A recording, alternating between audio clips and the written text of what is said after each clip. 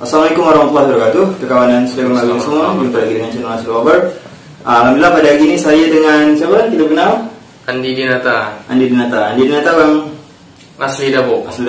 Dari datuk nenek moyang Dabo. Macam mana? Dari datuk nenek moyang Dabo.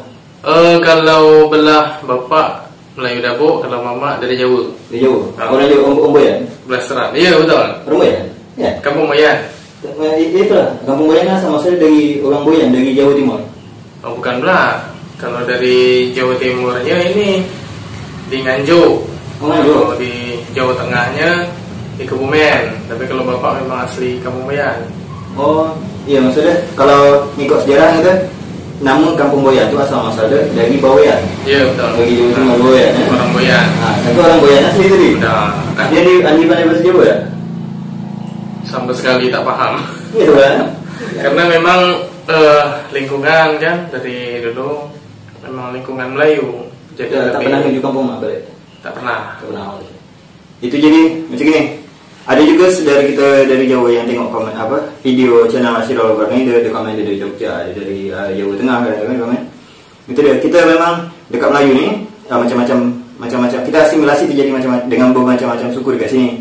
Itu sebab sebelumnya saya buat namanya Melayu tak mungkin rasis. Jadi Melayu dekat mana-mana pun lah, biasanya memang kita kalau tak, terutama dicampur Bugis, terutama campur Banjar, terutama campur Boyan yang saya sebut tadi kan. Dan suku-suku dekat Nusantara ni semua, saya rasa kata-kata ada yang mengantau ke tanah Melayu. Kalau dia tak mengantau ke Pulau Riau ni, dia mengantau Malaysia. Kalau tak mengantau Malaysia, dia Brunei mana-mana macam tu. Jadi memang sejarah kita Melayu ni macam lebih kata orang barat tu open arms, macam lebih terbuka kepada hal-hal itu. Itu sebab dia karena kita tahu dalam budaya kita Melayu, syarat untuk menjadi orang Melayu tu pertama senang je Islam. Jadi dia orang suku mana pun selama dia Islam Nusantara, maka dia Melayu. Dia tinggal dekat tanah Melayu, depan dia cakap Melayu. Jadi cuma ada macam masalah sikit. Itu topik ke dalam lagi masalah ini kepulauan Melayu, ini kepulauan Nusantara, itu masalah. Akan kita bahas di video yang lain. Baik. Jadi Andi ni juga punya channel sendiri ya? Iya.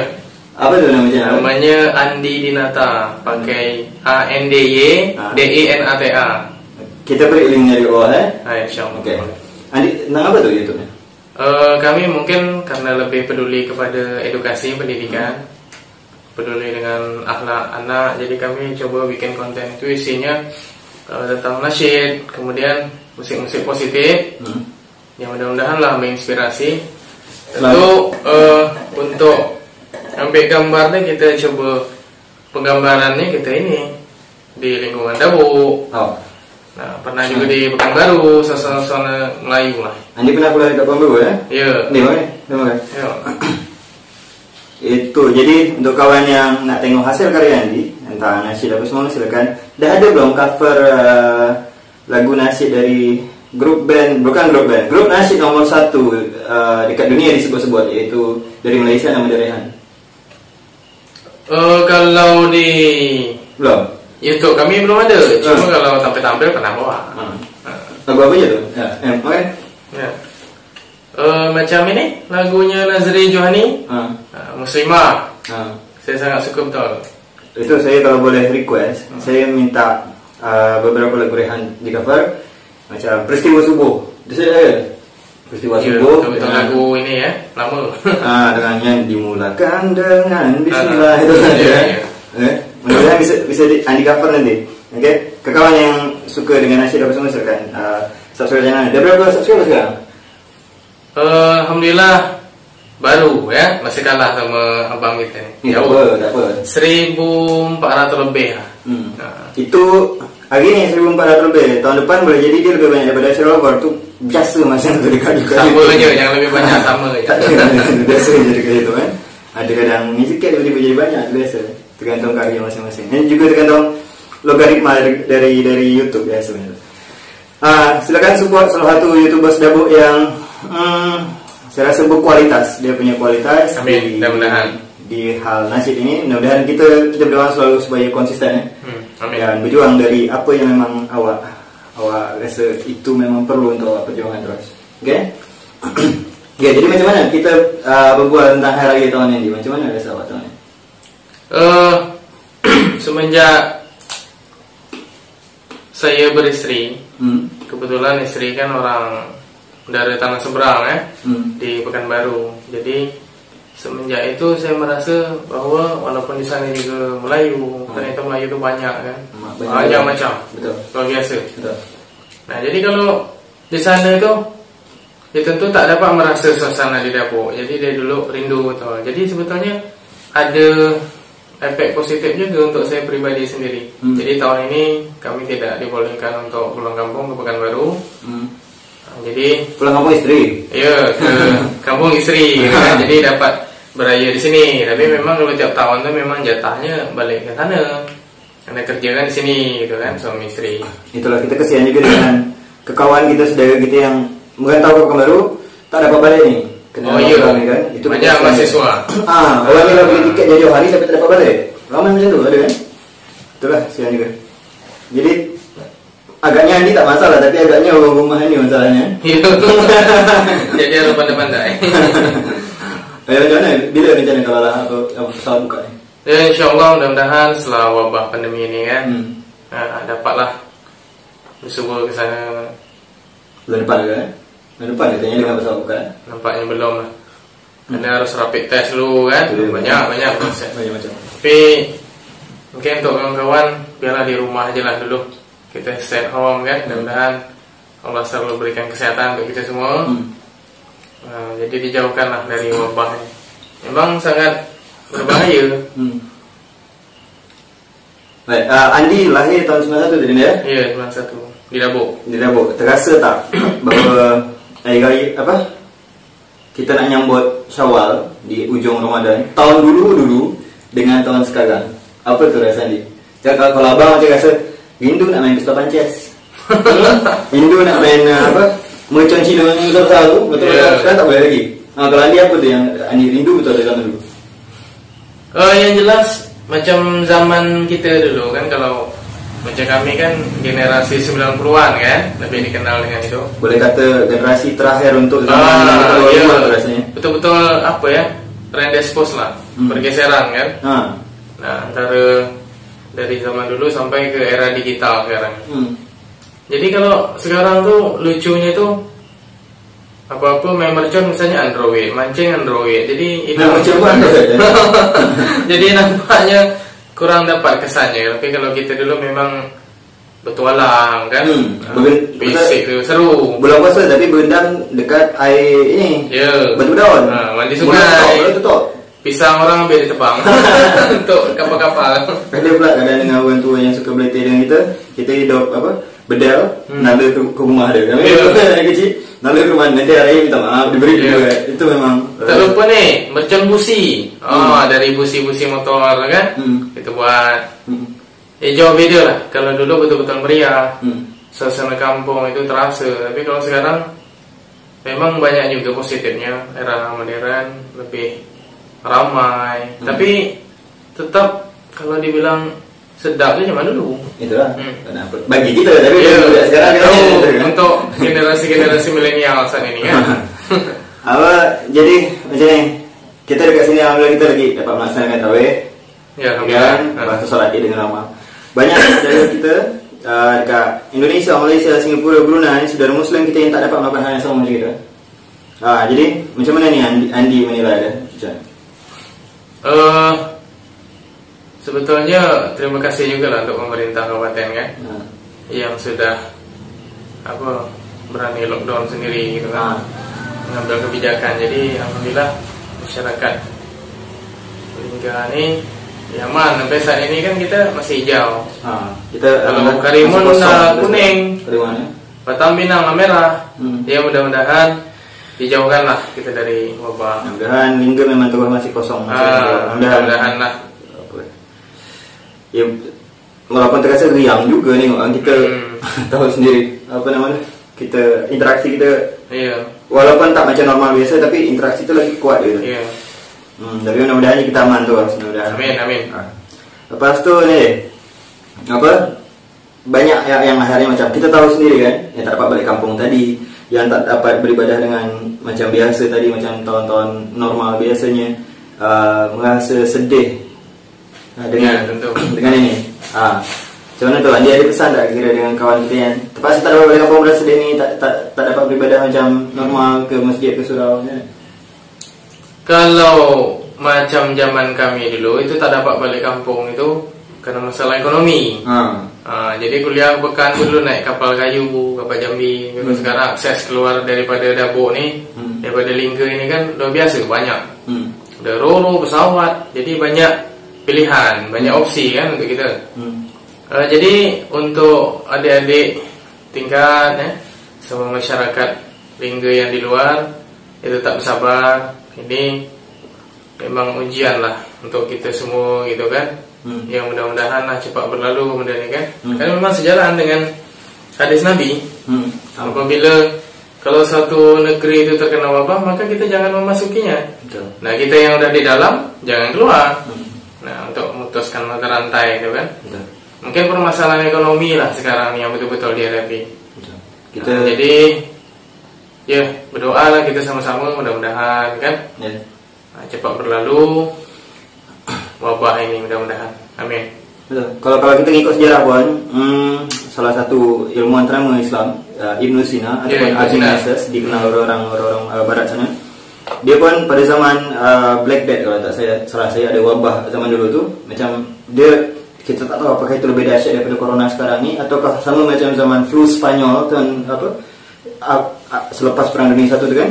Tapi dia berpesan yang sama tu, macam jangan berkumpul ramai sangat, lepas tu tinggal dekat rumah je.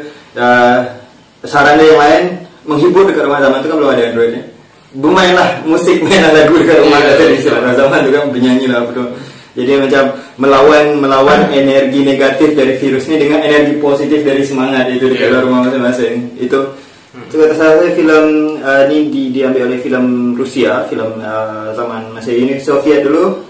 Jadi Muslim dekat Uzbekistan atau Kazakhstan membuat cerita tentang Ibn Sina ni. Jadi luar biasa memang.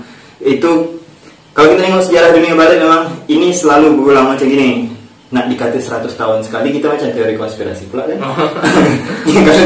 Kalau tengok 1920 flu Spanyol 100 tahun sekali. Macam 100 tahun sekali, tapi kita tak tahu apa yang terjadi di sini kan. Macam mana tu ni? Ya, itu sebetulnya kuasa Allah lah lagi kan. Jadi kalau bisa terjadi kan memang atas izin Allah. Ini memang teguran lah untuk kita semua. Bukan masalah angka 159 terlanjur lah dah. Mudah-mudahan lah cepat berlalu kan. Kita bisa jalani kehidupannya dengan normal lagi. Sebetulnya rindu juga nih masuk sekolah ya. Betul. Dengan budak-budak kan. Belajar. Dulu kita berdoa macam mana gitu kan. Supaya lama libur. Akhirnya betul, lama libur. Jadi rindu tak je dia. Budak-budak sekolah tu macam tu juga nampaknya. Dah pening kepala muat TikTok lah, merapik dan muat TikTok kawan budak-budak lagi sekolah ni kan. Tapi mudah-mudahan budak sekolah jangan membuat TikTok yang macam ada sebelum ni. Ya, betul. Sebelum ni buat asal merubah lagu Aisyah lah apa semua kan. Itu mudah-mudahan budak Lingga tak ada macam tu. Atau budak Melayu mana pun jangan buat macam tu.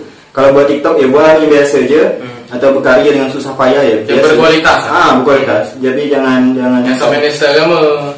Itu dia. Sakit hati memang kita tengok video yang merubah-rubah lagu Aisyah atau apa semua kan.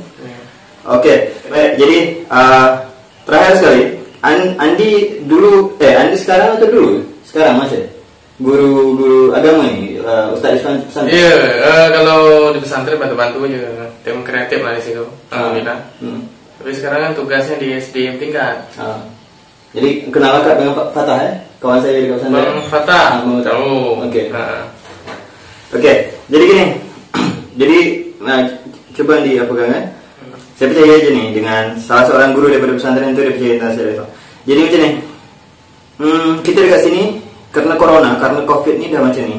Dah macam susah tak dapat keluar rumah ke mana-mana. Dan kita pun ada buat rasa macam ngeluh apa semua kan.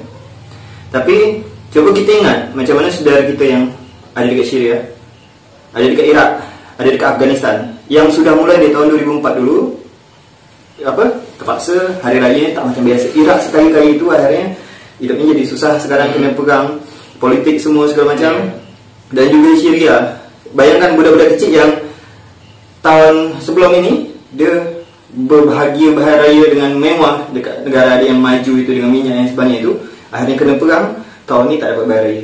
Berbudak kita sekarang, kita tengok ya, walaupun dengan COVID apa semua ni untuk kita dekat Linden lah, tapi dia masih dapat berharaya dengan normal.